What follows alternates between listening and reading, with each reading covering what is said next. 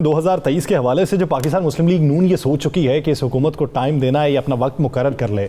दूसरी जानिब पाकिस्तान तहरीक इंसाफ भी अब 2023 के हवाले से काफ़ी पुरुमीद दिखाई देती है कि अगला इलेक्शन भी हमारा होगा, जहाँ पे सूरत हाल कुछ बेहतर हो रही है। हालिया जो इल्ज़ामात लग रहे थे, जो बिजली के हवाले से लग रहे थे, आज खुशाइन बात यह है कि 24,000 से ज़ायद मेगावाट की बिजली जो है वो नेशनल ग्रिड में इस वक्त दाखिल कर दी जा चुकी है और ये एक रिकॉर्ड है 2018 के बाद का। तो आने वाले दिनों में पाकिस्तान तहरीक इंसाफ को अगर 2023 में कुछ उम्मीदें हैं तो वो किन बुनियादों पे?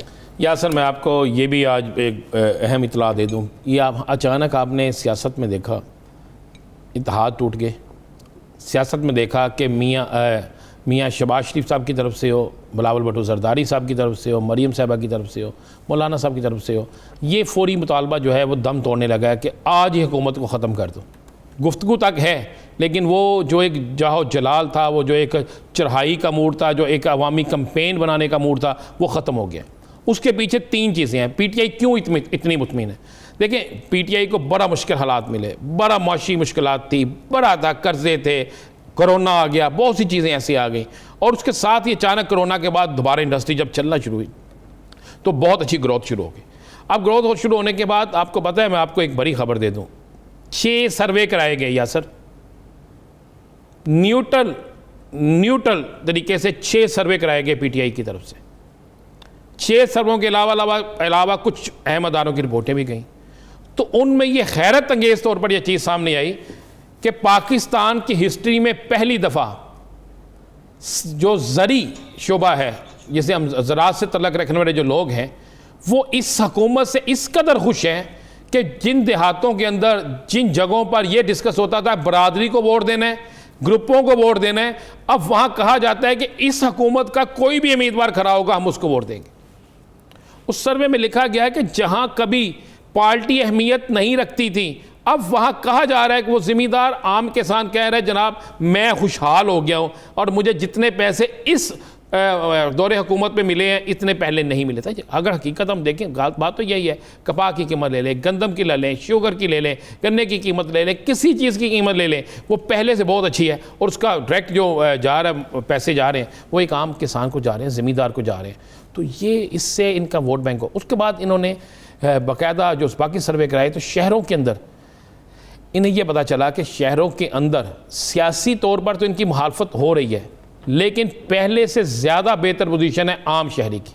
आम शहरी पहले से ज़्यादा इनके साथ है। उन्होंने कहा जी इस पे 25% वो लोग वो हैं जो बोलते हैं, जो खिलाफ बात करते हैं शहरों के अंदर, और 35% वो वोट है जो डायरेक्ट कहता है जी इमरान खान की पॉलिसियाँ बहुत अच्छी हैं, हम इनके साथ करें। उन्होंने 10% वो वोटर है जो बिल्कुल न्यूट्रल है, वो कहता है नहीं ये ठीक है लेकिन मज़ीद हालात बेहतर होने चाहिए। उन्होंने कहा इस सारे सिनेरियो में वो देखते हैं कि बाकी अगर सियासी जमातों को बांटते हैं तो सारा कुछ करते हैं तो उसका डायरेक्ट तो जो मार्जिन बढ़ता है वो तहरीक इंसाफ की हुकूमत का बढ़ता है। अच्छा, उन्हीं सर्विस की बुनियाद पे, उन्हीं चीज़ों की बुनियाद पे भी वो सर्वे सामने नहीं आए, जल्द सामने आ जाएंगे। ये सारी चीज़ें जो हैं पाकिस्तान ग्राउंड्स पे पीपल्स पार्टी भी मौजूद है, मुस्लिम लीग नून भी मौजूद है, बाकी जमातें भी मौजूद हैं। जब इन्होंने भी ग्राउंड्स के ऊपर जाके वो काम किया, जब इनको भी रिस्पॉन्स मिलना शुरू हुआ तो फिर इन्होंने खुद फैसला किया कि अगर अभी हम हुकूमत को गिराते हैं तो माशी हालात तो हमारे सामने आएंगे सो आएंगे, लेकिन इस वक्त इमरान खान हीरो है, ये आगे निकल जाएगा, ये फिर जीत जाएगा। लेकिन अब 2023 तक वफाकी हुकूमत ने हालिया सूरत हाल में जितने इत्तेहादी थे, चाहे वो काफ लीग हो, MKM हो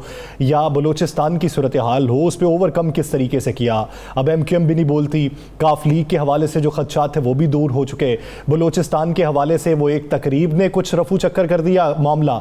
दूसरा, आज जो गवर्नर की तब्दीली हुई, अमानुल्लाह यासीन जई की जगह उन्होंने सैयद ज़हूर आगा को लगा दिया। तो सूरत हाल तो काफी इनके कंट्रोल में हो खसूसी बना दिया। जी, शाहजहान बुगटी को मुआविन खुसूसी बनाने के बाद तो वो बलूचिस्तान को आपने एक तरह से वो कंफर्ट जोन दे दिया है ना, कि वहां के लोगों से बात करने के लिए बंदा भी वैसा ही आपने चुना है कि जो उनको उनकी जबान में बेहतर तरीके से कौमी धारे में वापस ला सकता है। मैं आपको ये भी बता दूं, अभी चंद दिन में और भी अहम तरीन जिम्मेदारियां बलूचिस्तान के लोगों को दी जा रही अगले चंद दिनों में। मैंने याद करें, हमने अपने प्रोग्राम में कहा था कि माफ़ी कुछ लोगों को मनाने वापस लाने में के लिए फ़ैसला हो चुका, उस पर काम शुरू हो गया। तो अगले दिन फवाद चौधरी साहब ने प्रेस कॉन्फ्रेंस में सारी चीज़ें कह दी थी। मैं आपको ये भी बता दूं कि सिर्फ शाहजहान बुगटी नहीं, कुछ और अहम लोगों को भी वहाँ पे, अहम तरीन बलोचों को बलूचिस्तान की बात बलोचों के ज़रिए करने के लिए बलोचों को अहम अहदे दिए जा रहे हैं, अहम जिम्मेदारियाँ दी जा रही हैं। और आपको एक बताऊँ, चौधरी परवेज़ इलाही साहब की आपने मुस्लिम लीग काफ की आपने बात की, यासर चौधरी परवेज़ इलाही साहब की आज की मुलाकात, पूरी टीम की मुलाकात के बाद तो दोनों बड़ी सियासी जमातों पीपल्स पार्टी और नून लीग जो है उनकी आस उम्मीद जो है उन पर पानी फिर गया।